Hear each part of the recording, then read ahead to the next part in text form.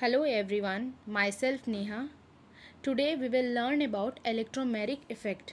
But before that we should revise what we have studied in previous classes. In previous class हम लोग inductive effect के बारे में पढ़े थे. इंडक्टिव इफेक्ट होता क्या है कि कोई भी सेचुरेटेड कंपाउंड हो तो जो अलोंग बॉन्ड जो शिफ्टिंग होता है इलेक्ट्रॉन का, किस वजह से, इलेक्ट्रोनेगेटिविटी डिफरेंस के वजह से होता है, उस केस को इंडक्टिव इफेक्ट बोलते हैं. अगर यहाँ पर बी इलेक्ट्रोनेगेटिव है ए से तो क्या होगा, जो शिफ्टिंग होगा इलेक्ट्रॉन का इट इज़ टुवर्ड्स बी, जिसके वजह से बी में पार्शियल नेगेटिव चार्ज आएगा और ए में पार्शियल पॉजिटिव चार्ज आएगा. तो इस टाइप के इफेक्ट को क्या बोलते हैं, इंडक्टिव इफेक्ट.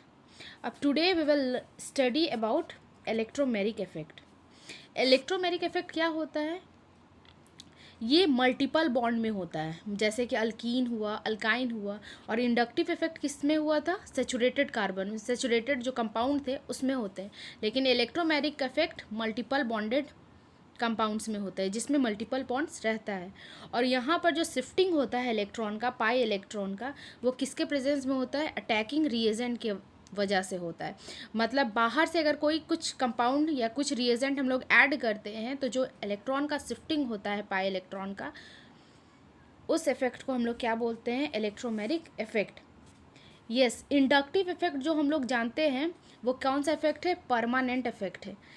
लेकिन इलेक्ट्रोमैग्नेटिक इफेक्ट क्या है, टेम्पररी है, क्योंकि ये अटैकिंग रिएजेंट के केस में हो रहा है. अगर हम लोग अटैकिंग रिएजेंट हटा देते हैं तो फिर कम मॉलिक्यूल जो है वो अपने ओरिजिनल फॉर्म में आ जाएगा, जैसा कि इस एग्जांपल में शो किया गया है. देखिए ए बी है, डबल बॉन्डेड कोवलेंट कंपाउंड है, ऑर्गेनिक कंपाउंड है.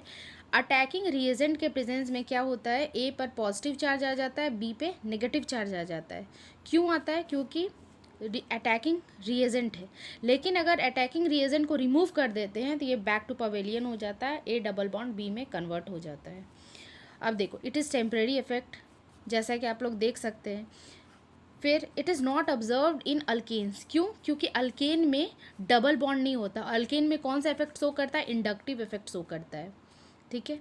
अब ये जो इफेक्ट है ये क्या, कौन सा है, दो तरीके के होते हैं, plus E effect and minus E effect. जैसे कि यहाँ एक अल्कीन का एग्जाम्पल है. अल्कीन में क्या है, डबल बॉन्ड है. अब देखो, जब H पॉजिटिव आयन आता है प्रोटोनेशन के लिए, ये क्या है, एक्सटर्नल है, मतलब कि अटैकिंग कोई रिएजेंट के थ्रू ये आया हुआ है, तो क्या होगा, ये पाई बॉन्ड का शिफ्टिंग होगा. ठीक है.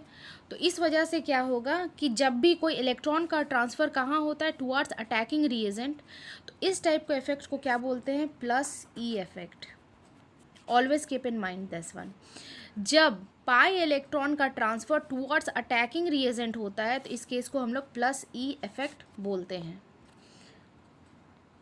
अब यहाँ पे एक चीज़ गौर करो कि जो H पॉजिटिव है ये दोनों में से कोई भी कार्बन पे हो सकता था, लेकिन ये इसी कार्बन पे क्यों हुआ अटैच्ड, क्यों, क्योंकि ना अगर ये अगर हाइड्रोजन इस कार्बन पर अटैच्ड होता है तो बदले में यहाँ पर पॉजिटिव चार्ज आ जाएगा, जैसा कि यहाँ दिखाया गया है.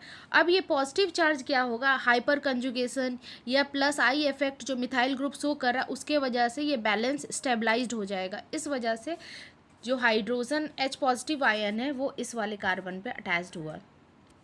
Now next is minus E effect. अब माइनस ई इफेक्ट किसको बोलते हैं, माइनस ई इफेक्ट, यहाँ साइनाइड ग्रुप है, साइनाइड क्या है, बाहर से आया गया है, और यहाँ पर जो इलेक्ट्रॉन है वो डोनेट करेगा. क्या हो रहा है, इलेक्ट्रॉन का ट्रांसफ़र हो रहा है. तो when the transfer of electron takes place away from attacking reagent, देखो यहाँ पर क्या है, इलेक्ट्रॉन का ट्रांसफ़र किधर हो, जब इसके प्रेजेंस में ये आता है तो ये क्या है, साइनाइड इलेक्ट्रॉन डोनेट करेगा. तो ये जो पाई बॉन्ड है, पाई बॉन्ड का शिफ्टिंग कहाँ हो रहा है, ऑक्सीजन के टुवर्ड्स हो रहा है. तो यहाँ पर क्या हो रहा है, इट इज़ अवे फ्रॉम, है ना. तो यहाँ पर away from it means what, it is minus E effect.